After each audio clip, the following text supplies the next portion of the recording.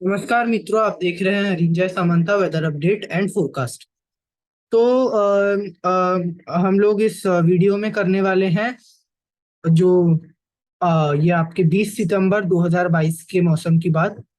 20 से 21 सितंबर के किसी क्षेत्रों की कर लेंगे। 20 सितंबर ही आप मतलब तो समझिए वही 24 से 48 घंटों के मौसम की बात करेंगे। तो फिलहाल आप ये देखिए, ये तो बादलों की स्थिति है। इससे पहले मैं अगर हवाओं की स्थिति में दिखा दूं तो जो सिस्टम बंगाल की खाड़ी में बनना था, मैं हालांकि एक दो वीडियोज अभी दे नहीं पाया था। तो ये जो मैंने बोला था चक्रवातों का क्षेत्र अभी लो प्रेशर बनने के कगार पे है, तो ये ऑलरेडी जो है एक वेलमार्क लो प्रेशर एरिया बन चुका है। लगभग एक वेलमार्क लो प्रेशर एरिया के आसपास तक ये बना है। कुछ कुछ वेदर मॉडल्स यानी कि दिखा रहे हैं कि हो सकता है डिप्रेशन तक बन जाए। हालांकि डिप्रेशन बनने की स्थिति इसकी कम है। पिछले सिस्टम से ये वीक ही रहने की संभावना इसकी ज्यादातर लग रही है, और ये डिप्रेशन से ज्यादा तो बन नहीं पाएगा। वो उस केस में डिप्रेशन बनेगा। और इस सिस्टम के चलते आप देखिए, ये जो सिस्टम बना हुआ है इसके चलते आप देख सकते हो काफी अच्छे बादलों की स्थितियां बनी हुई है। मैं थोड़ा सा आगे दिखाते हैं, थोड़ा यानी कि पीछे का है। यहाँ पर ये सिस्टम ECMWF मॉडल के अनुसार, GFS मॉडल के अनुसार आप देखिए ये जस्ट लैंडफॉल करने वाला है उड़ीसा के ऊपर। तो ये लगभग यानी कि यहीं पर है, इसी एरिया में ये सिस्टम बना हुआ है यहाँ पर। और इस सिस्टम के चलते आप देख सकते हो यहाँ पर ये सिस्टम है लगभग, और इसके चलते यहाँ से यानी कि जो बादलों का नमी का जो पुश है, यहाँ पर क्या हो रहा है कि एक तो नमी का पुश है, ये जो आप बादल देख रहे हो ये वाला जो है यहाँ पूरा ये जो बादलों का क्षेत्र है, यानी कि छत्तीसगढ़ से होते हुए उड़ीसा के क्षेत्रों से होते हुए झारखंड, बिहार, पूर्वी उत्तर प्रदेश, पूर्वी मध्य प्रदेश, विदर्भ, तेलंगाना के इलाकों में ये क्या हो रहा है कि एक तो यानी कि हवाओं का मिक्सचर है। यहाँ से उत्तर पश्चिमी दिशा से जो हवाएं ये चलने लगी है, यहाँ से हवाएं आ रही है, और बंगाल की खाड़ी से एक ट्रफ रेखा भी बनी हुई है। हाँ, एक ट्रफ रेखा भी यहाँ पर लगभग बन रही है। इस सब के चलते ये बादल बना हुआ है। आपको पता है कि हवाएं अगर दो विपरीत हवाएं मिलती है, एक शुष्क होती है और एक नमी युक्त होती है, तो वो भी यानी कि बादल फॉर्म करते हैं, यानी कि और बारिश गतिविधियां देते हैं। तो अभी मेघ गर्जना, तो रायपुर की अगर मैं बात करूं तो काफी जबरदस्त मेघ गर्जना के साथ बारिश गतिविधियां भी तेज हुई अभी। और मौसम एक बार फिर यानी कि ठंडा हो चुका है, यानी कि कंफर्टेबल हो चुका है। और ये जो बादल आप अभी यहाँ पर देख रहे हैं, यानी कि धीरे धीरे अभी पूर्व की तरफ से मूव होते हुए आया है। ये जो उड़ीसा में यानी कि तटीय उड़ीसा वगैरह में जो पिछले एक दो दिन काफी जबर अच्छी बारिश होती है जारी रही, पश्चिम बंगाल के इलाकों में भी अभी धीरे धीरे लग रहा है कि इसमें कमी थोड़ी आ सकती है। ये बादल अभी मूव करके यहाँ आई है। हालांकि उत्तर पश्चिम भारत में लगभग ना के बराबर बादल है। गुजरात के भी ज्यादातर इलाके शुष्क हैं। केवल पूर्वी गुजरात के कुछ इलाकों तक की बादल कुछ आ रहे हैं। महाराष्ट्र यानी कि ये वाला क्षेत्र साफ है। और एक एंटी साइक्लोन जैसी स्थितियां यहाँ जो पश्चिमी राजस्थान है यहाँ पर, और इससे सटा हुआ सिंध का इलाका यहाँ पर बन रहा है। तो पूरा एकदम आसमान साफ बना हुआ है, और ये यानी कि मानसून के विदाई की संकेत है। अगर ये सिस्टम ना आता तो मानसून यानी कि काफी तेजी से कई इलाकों से समय पर ही विदा होना शुरू हो जाता, पर इस सिस्टम के चलते लग रहा है कि मानसून देरी से विदा होगा। जो ECMWF मॉडल ये दिखा रहा है कि ये सिस्टम जो है लगभग जो है यहाँ तक जा सकता है, यानी कि पिछले सिस्टम के ट्रैक को ही फॉलो करेगा। यानी कि झांसी से, झांसी वगैरह के आसपास से ग्वालियर जो संभाग है, यहाँ से ये इस तरफ यानी कि ये राजस्थान को, पश्चिमी राजस्थान की तरफ तो नहीं जा पाएगा। मैंने बहुत बार आपको बोला है, जो पश्चिमी हवाएं भी आगे होना शुरू हुई है उसके चलते यानी कि इसके आगे ही नहीं जा पाएगा। और यानी कि कभी कभी दिखा रहा हो सकता है कि दिल्ली के आसपास तक चले जाए। और GFS दिखा रहा है कि ये इससे थोड़े से पूर्व के तरफ ही रहेगा, लगभग हो सकता है यहाँ तक जाए। और जो IMD का जो GFS है वो जो दिखा रहा है उसका ट्रैक,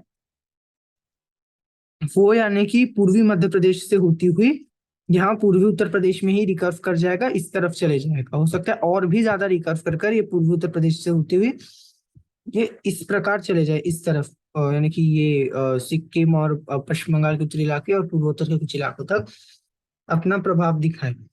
तो यानी कि वो उस केस में ये दिल्ली तक जाएगा, और इस केस में दिख रहा है कि ये पूर्वोत्तर की तरफ रिकर्व करेगा। तो इसी इलाके में इसका ट्रैक रहेगा, यानी कि ये बॉर्डर लाइन है, यहाँ तक ये मैक्सिमम जा सकता है। और अगर ये दिल्ली तक पहुंचता है तभी यानी कि पूर्वी राजस्थान में वर्षा की गतिविधियां होगी।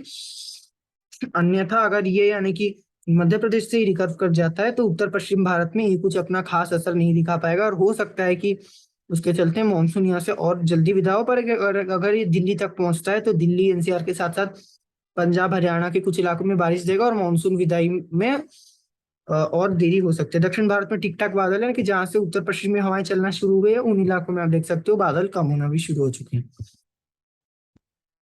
तो अभी हम लोग जो ये मौसम की जो बात है उसकी शुरुआत करते हैं उत्तर भारत से। तो उत्तर भारत में एक विपरीत चक्रवातों के क्षेत्र के जैसे यानी कि कंडीशंस बन रहे हैं, या फिर एक हाई प्रेशर ट्रफ या विपरीत चक्रवातियों का क्षेत्र यहाँ पर विकसित हो रहा है। ये ब्लैक कलर से आदर यहाँ पर एक हाई प्रेशर ट्रफ होगा, या एक एंटी साइक्लोन या विपरीत चक्रवातों का क्षेत्र है। और विपरीत चक्रवातियों का क्षेत्र चक्रवातियों के क्षेत्र के डिफरेंस मैंने बताया हुआ है।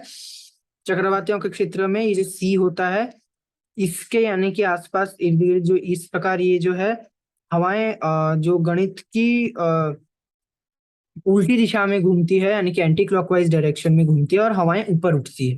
गर्म हवाएं उठती है, हल्की उठती है, ऊपर उठती है। लो प्रेशर होता है वो, तो हाई टू लो प्रेशर जो हवाएं आएंगी रिप्लेस करेंगी विंड को। तो जैसे अगर नमी वाली हवाएं उसको रिप्लेस करते तो ऊपर जो हवाएं उठेंगी वो नमी युक्त बादल वाली होंगी, तो बारिश स्थितियां देंगी। पर एंटी साइक्लोन में उसका विपरीत होता है। जो विपरीत चक्रवात क्षेत्र होता है उसमें उसका विपरीत दिखता है कि हवाएं ऊपर से नीचे की तरफ होती है, यानी कि हवाओं का कॉन्सेंट्रेशन काफी ज्यादा बढ़ जाता है। तो यहाँ से इस प्रकार यानी कि ये हवाएं इस प्रकार नीचे आती है और दूसरे इलाकों की तरफ जाती है जहां पर लो प्रेशर है। इस प्रकार तो हवाएं बिल्कुल भी ऊपर नहीं उठती, उठकर नीचे आती है, तो बादल बिल्कुल भी फॉर्म नहीं होंगे, आसमान साफ रहेगा। और ये इसलिए होता है क्योंकि जब हवाओं की डेंसिटी ज्यादा होती है, डेंसिटी हवाओं की तभी ज्यादा होगी जब धीरे धीरे इनके मौसम ठंडा होगा। हालांकि अभी उतना यहाँ पर मौसम आपको पता है कि ठंडा नहीं है, पर धीरे धीरे क्या हो रहा है कि प्रेशर कंडीशन चेंज हो रहा है। और विपरीत चक्रवात हवाओं का क्षेत्र यहाँ पर ज्यादा जो है सशक्त नहीं है। क्या हो रहा है कि अभी ये चीज अचानक से क्यों दिख रहा है कि जो यूरोप के साथ साथ ये जो मिडिल ईस्ट का जो पूरा इलाका है, साथ ही मेडिटेरेनियन रीजन, ये अभी धीरे धीरे अचानक से जो है अच्छा अर्थात अभी जो धीरे धीरे इक्विनॉक्स आ चुका है। 22-23 सितंबर को जो है सूर्य ये इक्वेटर के ऊपर रहेगा, जो भूमध्य रेखा है उसके ऊपर। तो अभी ये क्षेत्र क्योंकि धीरे धीरे ठंडा होने लगे हैं, जो मिडल ईस्ट, पहले यूरोप ठंडा हुआ, यूरोप में जो ठंडी हवाएं जो चल रही है, जो कि यहाँ पर ये जो यानी कि चलती है जो ठंडी हवाएं, यानी कि कुछ क्षेत्रों में बर्फबारी भी शुरू हो चुकी है। तो इसके चलते यूरोप ठंडा हो रहा है, यूरोप ठंडा हो रहा है। फिर यहाँ पर ये मिडल ईस्ट जो इराक ईरान ये भी ठंडे हो रहे हैं। साथ ही तो इसी के चलते यानी कि धीरे धीरे यहाँ से ठंडक आती हुई तुर्कमेनिस्तान उज्बेकिस्तान ये भी ठंडे हो रहे हैं। यहाँ से क्या होता है कि हवाएं इस प्रकार अफगानिस्तान होती हुई भारत को इस प्रकार एंटर कर जाती है, यहाँ से जो एंटी साइक्लोन है। तो यही हवाएं यानी कि पूरे एकदम वेस्टर्ली डायरेक्शन से सर्दियों में काफी तेजी से आती है। भारत से भी यानी कि स्नोफॉल होता है तो हिमालय की तरफ से भी इस प्रकार आती है, और ये मानसूनी हवाओं को पूरा भारत से ढकेल देते हैं। तो ये हवाएं जो है अभी भारत में घुसने के लिए तत्पर है, और धीरे धीरे यानी कि वेस्टर्न डायरेक्शन से वेस्टर्ली इस प्रकार से यहाँ से घुसना भी शुरू हो चुका है। पर ये जो सिस्टम है इन हवाओं को ज्यादा आने नहीं दे रहा है। हालांकि ये हवाएं तत्पर है, पर ये सिस्टम यहाँ से पूर्वी हवाओं को लगातार बंगाल की खाड़ी की तरफ से ढकेल रहा है। अरब सागर, हालांकि ये अभी अरब सागर उतना एक्टिव नहीं है क्योंकि कोई सिस्टम नहीं है, तो यहाँ से वेस्टर्ली जो हवाएं हैं उनका ही प्रभाव ज्यादा है। और ऊपर जो ऊपर भी चेंजेस दिख रहा है कि ये जो वेस्टर्लीज आप देखिए धीरे धीरे पहाड़ों में सशक्त हो रहा है, और अगले 10 दिनों तक अगर मैं दिखाऊं आपको तो आप देख सकते हो वेस्टर्लीज काफी यानी कि अच्छे से अपना जो है घेरा यहाँ पर जमा सकते हैं उत्तर भारत में। जो पश्चिमी दिशा से यहाँ पर जो अभी क्या हो रहा है आ, तो अभी यानी कि आप देखिए कुछ कुछ यानी कि पूर्वी हवा जो दक्षिण पश्चिमी दिशा से, एकदम भी पश्चिमी दिशा से आप देखिए वेस्टर्लीज अग्रसर नहीं है। और कल परसों अगर दिखाऊं तो ये एकदम दक्षिण दिशा से और भी थोड़ा वीक ही हो सकता है मैदानी इलाकों में। पर कम से कम 23 तारीख से पंजाब में तो पश्चिमी दिशा से और पहाड़ों में पश्चिमी दिशा से चलना शुरू होगा। फिर धीरे धीरे दिल्ली तक ये जो हवाएं हैं वो 24-25 तारीख तक पहुंच जाएगी। तो यही हवाएं भी जो है मानसून के विदा का एक संकेत होता है, क्योंकि मानसून जब आता है तो यहाँ मध्य भारत में अभी भी आप देख सकते हो ईस्टर्लीज चल रही है। तो ये ईस्टर्लीज काफी स्ट्रांग होकर उत्तर भारत तक पहुंच जाती है। पर अब सितंबर के महीने में चेंज होता है और ये वेस्टर्लीज धीरे धीरे आती है, और सर्दियों तक तो वेस्टर्लीज मध्य भारत और दक्षिण भारत के उत्तरी इलाकों तक ये पहुंच जाती है।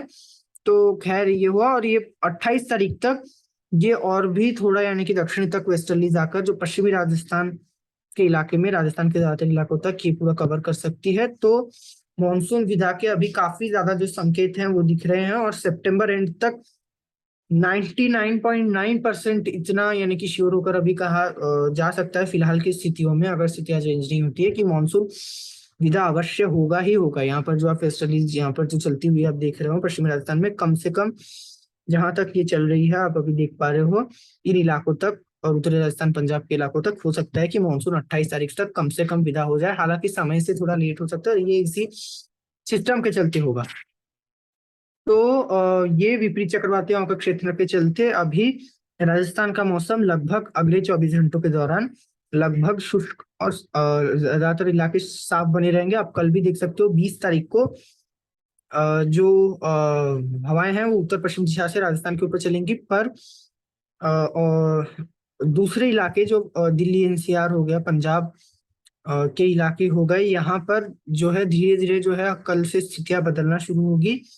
पंजाब में कुछ नमी, एक हल्का पश्चिमी विक्षोभ आ सकता है, हो सकता है कि पहाड़ों में काफी हल्का पश्चिमी विक्षोभ का अवशेष, सॉरी नहीं आएगा नहीं, यानी कि एक अवशेष रह सकता है। वेस्टर्लीज का भी क्योंकि प्रभाव बढ़ रहा है, तो इसके चलते भी कुछ हल्की फुल्की बूंदाबांदी बारिश ऊपरी पहाड़ों में दिखेंगी, और ये बंगाल की खाड़ी से आती हुई नमी, पूर्वी हवाएं कल से पहुंचना शुरू होंगी। यहाँ से पूर्वी हवाएं सिस्टम के चलते इस प्रकार पहुंचेगी, तो उत्तराखंड, हिमाचल प्रदेश और जो एक मिनट, हाँ, पंजाब का एरिया है, यहाँ पर वो यानी कि थोड़ा जो है शेयरिंग स्टॉप हो गया था, तो हाँ अभी सही है। तो पंजाब में कल बूंदाबांदी वगैरह या बादल बादल छा सकते हैं, पंजाब में ये वेदर मॉडल दिखा रहा है। और हरियाणा के इलाकों में मेघ गर्जना वगैरह हो सकता है, हल्की फुल्की बारिश दिन के समय स्पेशली ये होगी।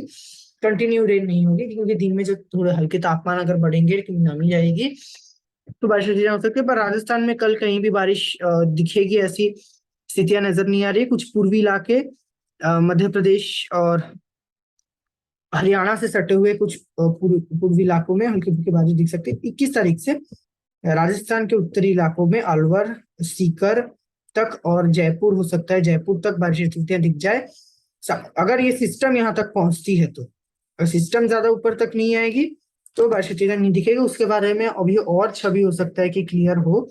हालांकि सिस्टम हो सकता है कि मध्य प्रदेश तक आने से भी पूर्वी हवाएं अगर पहुंच जाती है यहाँ तक तेज होकर, अगर उत्तर पश्चिमी हवाएं इनको रोक नहीं पाती है, तो कम से कम पूर्वी राजस्थान में अजमेर तक बारिश की गतिविधियां, और यहाँ पर तो दक्षिण में कोटा, भीलवाड़ा, बूंदी, बालन सारे इलाकों में हो सकता है कि उदयपुर तक बारिश गतिविधियां 21 तारीख को दिख जाए।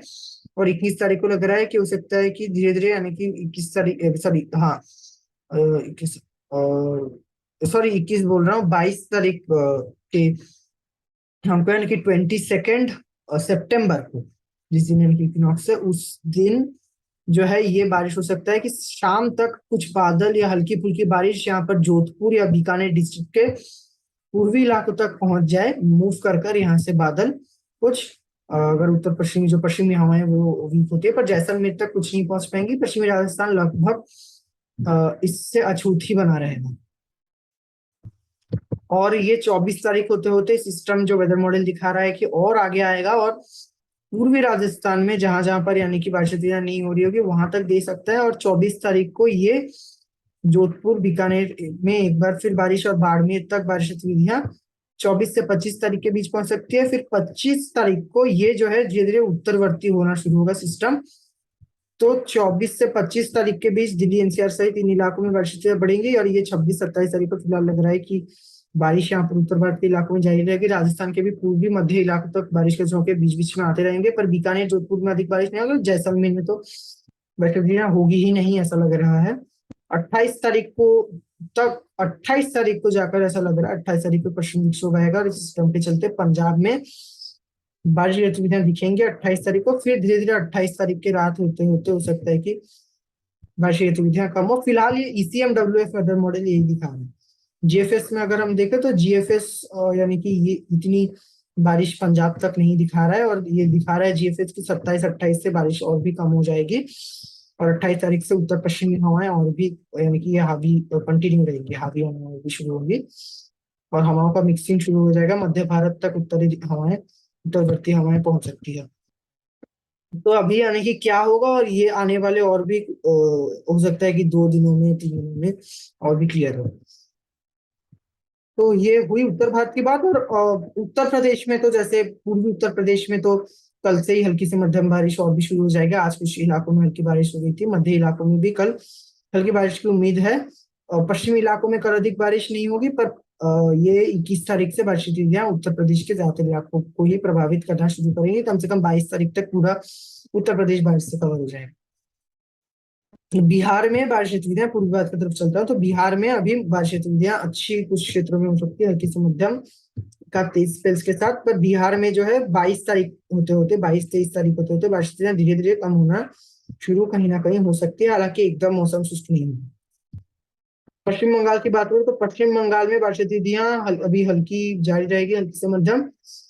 और यहाँ पर 23 या 24 तारीख से धीरे धीरे बारिश कम होना शुरू होगी। पर अगर मैं आपको आगे भी दिखा दूं तो 27-28 तारीख तक कुछ ना कुछ वेदर एक्टिविटी यहाँ जारी रहेगी। दिख रहा है कि यानी कि अक्टूबर की शुरुआत में, यानी कि जो दुर्गा पूजा के आसपास के समय में भी हो सकता है कि बारिश दिख जाए।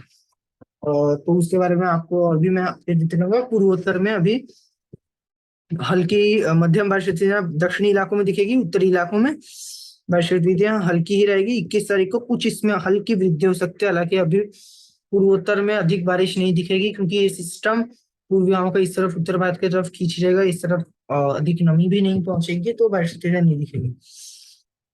मध्य इलाकों में उड़ीसा में बारिश गतिविधियां काफी अच्छी, यानी कि अभी ये जो बादल फिलहाल की स्थितियों में ये बादल यहाँ से बने और ये काफी अच्छी बारिश दिए अभी, यानी कि ये मध्य भारत की तरफ मूव कर चुके हैं। तो अभी यानी कि धीरे धीरे मूव करते हुए छत्तीसगढ़ वगैरह पार करते हुए बारिश देंगे। पर अभी क्योंकि मेन सिस्टम लैंडफॉल नहीं किया है तो उड़ीसा में बारिश नहीं रुकेगी। कल मध्यम से तीव्र भारी बारिश कुछ क्षेत्रों में हो सकता है कि वो फिर धीरे धीरे छत्तीसगढ़ में जो है 20 तारीख से, छत्तीसगढ़ की बात करूं तो छत्तीसगढ़ में 20 तारीख से पूरे छत्तीसगढ़ में आज भी बारिश दिखी है, कल भी दिखती रहेगी। 20 तारीख को कल और वृद्धि आ सकती है। 20 से 21 तारीख के बीच मध्यम से हल्की से मध्यम, एक स्थानों पे भारी बारिश छत्तीसगढ़ के कुछ इलाकों में दिख सकती है। 22 तारीख तक हो सकता है कि स्थितियां जारी रहे। 21 से 22 तारीख के बीच ये स्थितियां जारी रह सकती है, हालांकि 22 तारीख से धीरे धीरे कमी आना शुरू होगी। 23 तारीख होते होते छत्तीसगढ़, उड़ीसा में तो 22 तारीख से बारिश कम होगी, छत्तीसगढ़ में 23 तारीख होते होते जो छत्तीसगढ़ के पूर्वी इलाकों में काफी कम हो जाएगी, और हो सकता है कुछ विदर्भ से सटे पश्चिमी इलाकों में जारी रहे। 24 तारीख होते होते लगभग छत्तीसगढ़ में मौसम यानी कि बारिश काफी कम हो जाएगी। विदर्भ में बारिश गतिविधियां 21 से 22 तारीख, 22 तारीख को अधिक बढ़ेगी। 22-23 को काफी अच्छी बारिश जारी रह सकती है। 24-25 तारीख को विदर्भ में बारिश कम हो जाएगी, यानी कि ये सिस्टम पूर्व से पश्चिम की तरफ मूव करेगा, तो उसी प्रकार आप समझ सकते हैं। और पूर्वी मध्य प्रदेश पे बारिश गतिविधियां छत्तीसगढ़ के जैसा ही रहेगा, यानी कि 22 तारीख तक बारिश गतिविधियां हल्की से मध्यम यहाँ पर होगी। हो सकता है एक आध स्थानों पे भारी बारिश दिख जाए, पर भारी बारिश की संभावना पूर्वी मध्य प्रदेश में नहीं है। और ये सिस्टम और आगे बढ़ता हुआ 23-24 तारीख होते होते जो बारिश गतिविधियां पूर्वी मध्य प्रदेश शुष्क होने धीरे धीरे लग जाएगा, यानी कि बारिश कम होना शुरू हो जाएंगी। और मध्य प्रदेश के जो मध्य भाग है यहाँ पर तो 21 तारीख से बारिश होगी। 21, 22, 23, 24 तक जबलपुर वगैरह में बारिश होगी। पश्चिमी इलाकों में 22 से 23 तारीख के बीच बारिश गतिविधियां बढ़ना शुरू होंगी, और ये 24, 25, 26 तारीख तक कुछ ना कुछ बारिश हो सकती है। वो 26-27 तारीख के बाद बारिश गतिविधियां मध्य प्रदेश में काफी कम हो जाएगी, यानी कि सितंबर एंड तक बारिश गतिविधियां एंड के आसपास तक दिख सकती है। तो और ये होगी। और मध्य महाराष्ट्र के उत्तरी इलाकों में, स्पेशली जो अकोला, अमरावती, इस इलाके में जो है बारिश गतिविधियां विदर्भ को पार करते हुए जब 23 तारीख को मध्य प्रदेश में पहुंचेंगी, तो अमरावती, शेवगांव, जालगांव यहाँ पर हल्की या मध्यम बारिश गतिविधियां 23 तारीख को दिख सकती है। नासिक में हल्की बारिश होगी, और यहाँ ये 24 तारीख को भी स्थितियां ऐसी ही होगी। 25 तारीख को भी बारिश गतिविधियां हल्की दिख सकती है, हल्की या मध्यम। तब क्या होगा कि अरब सागर से भी धीरे धीरे यहाँ से नमी पहुंचना शुरू हो जाएगा। दक्षिण पश्चिम में हवाएं जो अभी ठप पड़ चुकी थी, वीक हो चुकी थी, उसको थोड़ा सा सपोर्ट यहाँ से मिलेगा, तो यहाँ से कुछ नमी आ सकती है, तो बारिश गतिविधियां दिख सकती है। कुछ उत्तरी इलाकों में, ज्यादातर इलाकों में ही हालांकि हल्की बारिश होगी। और कम से कम 26 से 27 तारीख होते होते ये बारिश गतिविधियां यहाँ पर सबसाइड करने लग जाएंगी। अरब सागर से जो मानसून का सर्ज है वो लगभग समाप्त हो जाएगा। मुंबई में अभी हल्की फुल्की बारिश होने से होगी। जो 22 से 23 तारीख के बीच मुंबई में हल्की से मध्यम बारिश हो सकती है। हो सकता है कि कुछ समय के लिए, अधिक समय के लिए बारिश जारी रहे, यानी कि कहीं बहुत समय के लिए बारिश ना रुके। ये हो सकता है। और ये स्थितियां 22 से लेकर के 25 तारीख तक जारी रहेगी। 26 27 तारीख से यहाँ भी बारिश कम होना शुरू होगी। हालांकि एकदम मौसम मुंबई में शुष्क एकदम नहीं हो जाएगा, पर हाँ बारिश की गतिविधियां कम होना शुरू हो जाएंगी, कम से कम 27 28 से काफी। गुजरात में अभी जो पूर्वी इलाके हैं और दक्षिणी इलाके हैं, सूरत, वलसद, नवसारी, अहमदाबाद, वडोदरा और यहाँ पर वेरावल, ऊना, यहाँ पर कुछ हल्की फुल्की बारिश गतिविधियां हो सकती है। अभी अगले 24 घंटों के दौरान 23 से 24 तारीख से अहमदाबाद, वडोदरा, सूरत, वलसाड, नवसारी में हल्की से मध्यम बारिश स्थितियां दिखेंगी, जो कि 26 तारीख से इसमें एक बार फिर कमी होगी। तो गुजरात में इस सिस्टम अपना अधिक असर नहीं दिखा पाएगा उतना, और क्योंकि एक तो ये उत्तर में चले जाएगा, दूसरा राजस्थान में भी इसका उतना असर नहीं है, और ये यानी कि उतने पश्चिम की तरफ आ भी नहीं रहा है। तो गुजरात के केवल पूर्वी और कुछ एक उत्तरी इलाके में बारिश हल्की दिखेगी। जो पश्चिमी इलाके यानी कि सौराष्ट्र, जो कच्छ का इलाका है, कच्छ के इलाके में लगभग मौसम शुष्क ही बना रहेगा। 25 26 तारीख को भी कुछ बादल बादल आने से आ सकते हैं बाड़मेर, राजस्थान वगैरह की तरफ से। बाकी कच्छ का मौसम शुष्क ही रहेगा। और 27 28 तारीख होते होते हो सकता है कि और भी इसमें थोड़ी कमी आ जाए, हालांकि मुख्यतः शुष्क ही रहेगा कच्छ का मौसम। ये हुई गुजरात की भी बात। दक्षिण भारत की बात करूँ तो आंध्र प्रदेश में अभी हल्की से मध्यम एक आध भारी स्पेल्स अभी भी आ सकती है, जब तक कि सिस्टम और अंदर तक ना आ जाए। तो 21 तारीख से आंध्र प्रदेश में बारिश कम होना शुरू होगी। रायलसीमा में अभी हल्की फुल्की बारिश ही होगी, हल्की, और ये इस बारिश में भी 22 या 23 तारीख से कमी आना शुरू हो सकती है। तेलंगाना में बारिश की गतिविधियां अभी हल्की हो सकती है, और ये बारिश यहाँ पर यानी कि ये जो है काफी हल्की फुल्की बारिश ही 24 25 तक होगी। दक्षिण भारत में भी अभी मानसून उतना भी जो है स्ट्रांग नहीं है। ज्यादातर इलाकों में उत्तर कर्नाटका, कर्नाटका के आंतरिक इलाकों में, उत्तर आंतरिक कर्नाटका हो या दक्षिण आंतरिक कर्नाटका में काफी हल्की बारिश गतिविधियां अगले 24 से 48 घंटों के दौरान दिख सकती है। उत्तर आंतरिक कर्नाटका में 22 से 23 तारीख के दौरान कुछ बारिश वृद्धि हो सकती है, पर दक्षिण आंतरिक कर्नाटका में, बेंगलोर में ना के बराबर बारिश हो सकती है। और यहाँ पर ऑलरेडी जो है लोग बारिश से काफी ज्यादा परेशान हैं, क्योंकि यानी कि पूरा एकदम बाढ़ आ गया था, काफी बारिश हुई थी, तो उससे अभी राहत यहाँ पर मिलेगी। केरला और तटीय कर्नाटका में हल्की बारिश हो सकती है, हल्की से मध्यम बारिश दिख सकती है। और ये 22 तारीख को लग रहा है कि कुछ मानसून का सर्च पश्चिमी घाट में कुछ एक्टिव हो सकता है। तो 22 से 23 तारीख के बीच कुछ बारिश में वृद्धि हो सकती है, जो कि 24 या 25 तारीख तक जारी रहेगी। एक बार फिर 26 27 तारीख से बारिश काफी, यहाँ पर मानसून का सर्ज भी जो है डीएक्टिवेटेड हो जाएगा, काफी कम हो सकती है बारिश। और तमिलनाडु में बारिश की गतिविधियां काफी कम होगी।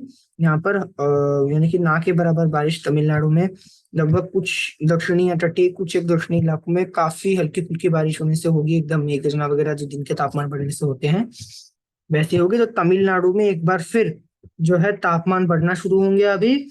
और यहाँ पर आप देख सकते हो 40 डिग्री तक का आंकड़ा यहाँ पर जो है आप देख सकते हो 23 तारीख को कुछ दक्षिणी इलाकों में 40 डिग्री तक तापमान पहुंच सकता है। हो सकता है कि तापमान बढ़ने के पश्चात यहाँ अचानक से बादल कुछ आ जाए, हालांकि उसकी भी यानी कि बारिश होने की संभावना काफी कम है। तो तमिलनाडु के कुछ इलाके काफी गर्म रहेंगे। साथ ही यहाँ पर जो जैसलमेर डिस्ट्रिक्ट है वहां भी आप 23 तारीख को देखिए कि जो देवास जैसलमेर है, यहाँ पर भी 48 40 डिग्री तक यहाँ भी तापमान पहुंच सकता है, भाई 40 डिग्री के आसपास तक। तो ये इलाका भी काफी ज्यादा गर्म रहेगा, क्योंकि यहाँ भी बारिश अधिक नहीं पहुंचेंगी। हालांकि यानी कि 40 डिग्री का आंकड़ा पार नहीं कर जाएगा, क्योंकि अभी जो है एक तो सूर्य भी यानी कि काफी दक्षिण तक चली चली गई है, और अभी यानी कि जस्ट बारिश कुछ दिन पहले दिखी थी। तो और दूसरे इलाके भी अभी उतने गर्म नहीं है, और हो सकता है कि जो रात का तापमान अभी गिरना तो शुरू नहीं होगा, पर हाँ यानी कि हल्का फुल्का कुछ क्षेत्रों में कंफर्टेबल तापमान यहाँ पर रात को दिख सकता है। और पहाड़ों में भी यानी कि धीरे धीरे अभी तापमान में गिरावट शुरू होगा सितंबर, कम से कम सितंबर एंड के बाद, जब ये इक्विनॉक्स के बाद धीरे धीरे तापमान में गिरावट होना जो है शुरू हो जाएगा। पहले सिंगल डिजिट में आएगा, फिर धीरे धीरे जो है अक्टूबर में जैसे बर्फबारी दिखेगी, वो दिखेगी तो माइनस में चला जाएगा तापमान। तो और अंडमान और निकोबार द्वीप समूह में अभी हवाएं कुछ तेज चल सकती है अगले 24 घंटों के दौरान, या बारिश अचानक से दिख सकती है, हल्की से मध्यम बारिश दिख सकती है। और ये लक्षद्वीप में बारिश गतिविधियां अभी हल्की फुल्की होने से ही होगी, हल्की या मध्यम बारिश हो सकती है, हल्की हल्की बारिश मुख्यतः। तो ये रहेगा भारत के अगले 24 से 28 घंटों का मौसम। आगे के अपडेट्स के लिए देखते रहिए मेरे चैनल को। जय जय भारत।